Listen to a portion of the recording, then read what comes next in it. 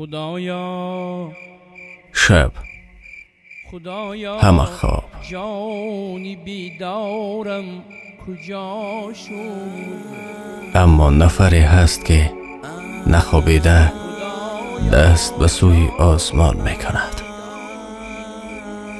پروردگار تبارک و تعالی در ثلث آخر شب به آسمان دنیا فرود می آید و می فرماید آیا درخواست کننده هست تا به او بدهم؟ آیا کسی هست که استغفار نماید تا من او را بیامرزم؟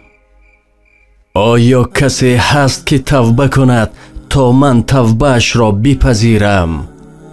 و یا کسی هست که دعا کند و من اجابت نمایم؟ این گونه هر شب اتفاق می افتد. تا سراغت را نیابم